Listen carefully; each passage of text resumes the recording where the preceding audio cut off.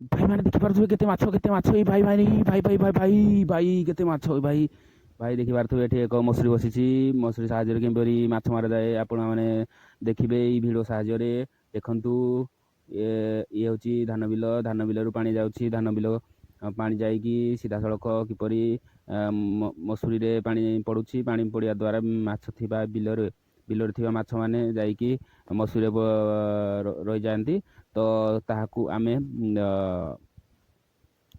किपरि धरि परिबा ताहाकू धरिकी घर को नहीं परिबा ताहाकू मु एई भिडियोर फुल प्रोसेसिंग माध्यम रे मु आपनकू जणाइबी देखंतु तो ये एक मसुरी नुह तो ये हूँ एक दरीपाल जहाँकि दरीपाल साहाଯ୍य मु बिलर पर मुहरे मु बसई देखिपे किपरि पानी आसुची एही पानी की बिल रे बंधा होकर रखा जाए देखिपे ओ भाई भाई केते माछ को देखा पर्यंत भिडियो को शेष पर्यंत जोड़ी रुहतु।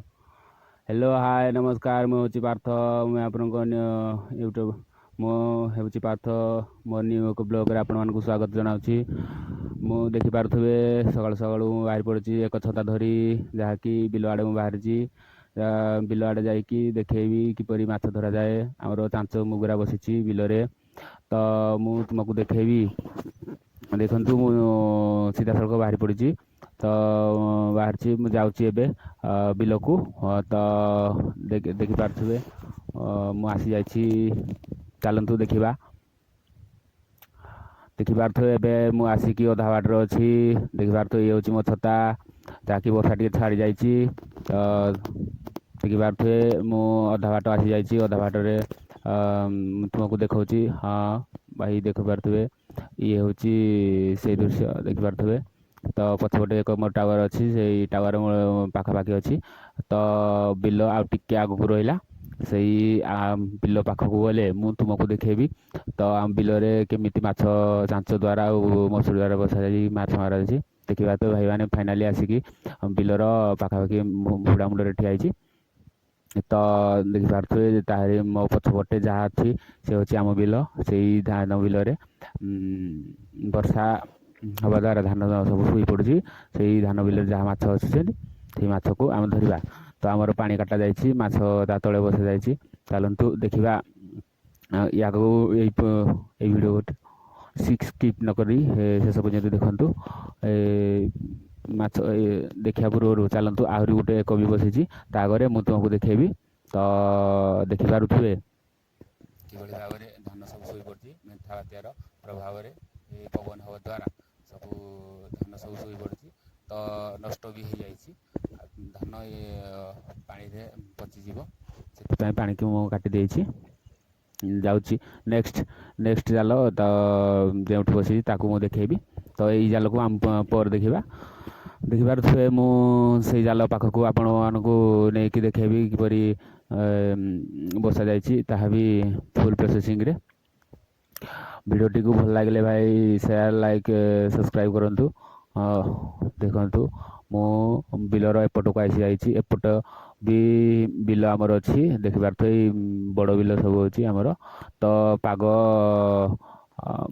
पाग टिके हल्का रही तो वर्षा हबार पुणी भी संभावना अच्छी जहाँकि मेघुआ टे उठे मु जाऊँगी एबे पहुँची गली से पाखापाखि से जालर पाखापाखि मुझे देखेबी तुमको किपरि माछ मारा जाए चांच मुगरा जहाँ भी देसी स्टाइल रे किसी भी टंकाटे भी खर्च हेनी ता भी आपण घरे थी से जिनस किपरि माछ मारिबा आपण मानक मु देखेबी चलतु मु आसी जाइए तो देखंतु ए बिल रे ही बसी देखिपारे ये सब धान हूँ आमर देखिपारे केते बड़ बड़ बिल तो देखंतु ये हूँ एक चांच जहाँकि मसुरी सहायता माछ मार हुड़ा मुंडे बसी देखंतु एबे यही पटाटी को आम उठेबा फल तले माछ अछंती देखा और धरवा उठे फल देखिपारे ता भीतर एक साप अच्छी साप को आम आग बाहर करवा बाहर कर सारापर माछ धरवा तो साप को देखिकी बाहर करेंगे नचेत आपण उपरको भी आसी जापे सापटी को बाहर करी ଭାଇ ଏଠି ତ ବାଡ଼ି ନାହିଁ, ତ ବାଡ଼ି ଯଦି ଆପଣ ନେଇଥିବେ ତାହେଲେ ବାହାରକି ପାରିବେ ଏମିତି। ତ ତାହେଲେ ନଚେତ୍ ତାକୁ କାଉଳିକି ବାହାର କରିପାରିବେ। ଫାଇନାଲି ଆପଣମାନେ ଦେଖିପାରୁଥିବେ ତ ସାପଟି ଭିତରେ ଅଛି, ବାଟ ଖୋଜୁଛି ଯିବା ପାଇଁ, ତ ସେ ଯାଇପାରୁନାହିଁ। ତ ତାକୁ ସେଇ ସାପ ଯାଇ ସାରିଲା ପରେ ଆମେ ତାକୁ ମାଛକୁ ଧରିବା। ଆପଣମାନେ ଦେଖିପାରୁଥିବେ ସାପଟି ଫାଇନାଲି ଜାଲରୁ ବାହାରିକି ସେ ପଳେଇ ଯାଇଛି। ପଳେଇଯିବା ଫଳରେ ଏବେ ଆମେ ଦେଖିବା ମାଛ କ'ଣ ଅଛି। ପାଣି ତ ଏମିତି ବିଲରୁ ଆସୁଛି, ଏମିତି ଆସିବା ଫଳରେ ଆପଣ ବି ଏମିତି ଚାଞ୍ଚ ବସାଇ ପାରିବେ। ଚାଞ୍ଚ ବସାଇବା ଫଳରେ ମାଛମାନଙ୍କୁ ଧରିପାରିବେ। ଏଇ ବି ଦେଶୀ ଷ୍ଟାଇଲରେ ଦେଶୀ ଯୁଗାଡ଼। ଦେଖନ୍ତୁ ଟଙ୍କାରେ ବି ଖର୍ଚ୍ଚ ହେବନି। ଏମିତି ଏଇ ହେଉଛି ଦେଶୀ ମାଛ ବିଲରୁ। ଆପଣଙ୍କୁ କେମିତି ଲାଗେ ଆପଣ ଏଇ ଭିଡ଼ିଓରେ ନିଶ୍ଚୟ ଜଣାନ୍ତୁ। ଦେଖିବା ଏବେ କେତେ କ'ଣ ମାଛ ପଡ଼ିଛି। ଦେଖନ୍ତୁ ମୁଁ ଆପଣଙ୍କୁ ଫୁଲ୍ ଦେଖେଇବି।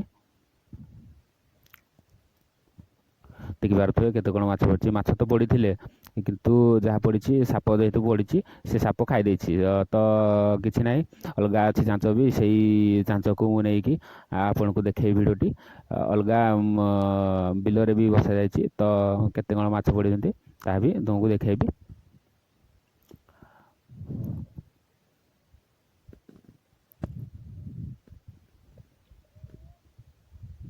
ଇଏ ହେଉଛି ଆମ ବିଲ। ବିଲରେ ଦେଖିପାରୁଛି ସବୁ ଧାନ ଅଛି। ଧାନ ସବୁ ତ ବାହାରି ଆସିଛି। ପାଗ ବି ଟିକେ ହାଲକା ରହିଛି, ପାହାଡ଼କୁ ଲାଗି ରହିଛି ବାଦଲ। ତ କେବେ ବି ବର୍ଷା ଏଇ ମୁହୂର୍ତ୍ତରେ ବି କିଛି ବି ହେଇପାରେ, ତ ବର୍ଷା ହେଇପାରେ ପୁଣି। ତ ଦେଖିପାରୁଥିବେ ଆମେ ଆଉ ଗୋଟେ ଆଗ ଜାଲକୁ ଆସିଯାଇଛି। ସେଇ ଜାଲରେ କ'ଣ କେତେ କ'ଣ ମାଛ ପଡ଼ିଛି ଦେଖିପାରୁଥିବେ ଆପଣମାନେ। ଭଲ ମାଛ ପଡ଼ିଛନ୍ତି, କେରାଣ୍ଡି, କାଠୁଆ। ତ ଇଏ ହେଉଛି ଚୁନା ମାଛ। ଚୁନା ମାଛକୁ ସହଜ ଉପାୟରେ ଆପଣମାନେ ବି ଧରିପାରିବେ। ଦେଖନ୍ତୁ କେତେ ସହଜରେ, କେତେ କମ୍ ସମୟରେ, ତ ଟଙ୍କାଟେ ବି ଖର୍ଚ୍ଚ ହେବନି। ଆପଣମାନେ ବି ଏମିତି ଏହାକୁ ଧରିପାରିବେ। ଦେଖନ୍ତୁ ପୁରା ଜିଅନ୍ତା ମାଛ। ଏବେ ମୁଁ ଜରିରେ ପ୍ୟାକ୍ କରିଦେଇଛି। ମୁଁ ବାହାରିଲି ଘରକୁ ଯାଇକି ମୁଁ ଆପଣମାନଙ୍କୁ ଦେଖେଇବି। ଆମ ଘରେ ବି ଆହୁରି ବି ମାଛ ଅଛି। ବାପା ନେଇଥିଲେ ସକାଳେ, ମୁଁ ସକାଳୁ ନେଇଥିଲି। ମୁଁ ସକାଳ ପରେ ମୁଁ ଆସିଥିଲି, ଆପଣଙ୍କୁ ଦେଖେଇଦେବି। ଦେଖିପାରୁଥିବେ ଇଏ ହେଉଛି ଆମ ବିଲର ଦୃଶ୍ୟ। ମୁଁ ଏବେ ବାହାରିଲି, ତ ମୁଁ ଯାଉଛି ଘରକୁ ଗଲେ ଦେଖେଇବି କେତେ କ'ଣ ମାଛ ଅଛି। ଟୋଟାଲ୍ ପୁରା ମୁଁ ବାହାର କରିକି ଆପଣମାନଙ୍କୁ ଦେଖେଇବି। ଦେଖିପାରୁଥିବେ ଇଏ ହେଉଛି ଦେଶୀ ମାଛ, ଚୁନା ମାଛ, ବିଲରୁ ଧରାଯାଇଥିବା। ଟସଲାରେ ମୁଁ ରଖିଦେଇଛି। ଏପଟେ ମୋ ମା ସେ କଂସା ବି ଧୁଉଛି। ତ ଆପଣମାନେ ଦେଖିପାରୁଥିବେ, ଯଦି এই ଭିଡ଼ିଓଟି ଭଲ ଲାଗେ share, like, comment and subscribe କରିବେ ଭାଇମାନେ।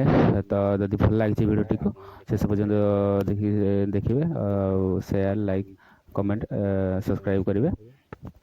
ରହୁଛି ଶେଷ ପର୍ଯ୍ୟନ୍ତ এই ଭିଡ଼ିଓଟିକୁ ଦେଖିଥିବାରୁ ଅଶେଷ ବହୁତ ବହୁତ ଧନ୍ୟବାଦ। ନମସ୍କାର। ଏହାକୁ ମୁଁ ଦେଖେଇବି ଆପଣଙ୍କ ଭିଡ଼ିଓରେ କିପରି ୟାକୁ ଦେଖାଇବି କିପରି ଭାବରେ ୟାକୁ ପ୍ରୋସେସିଂ କରାଯାଏ। ଆଉ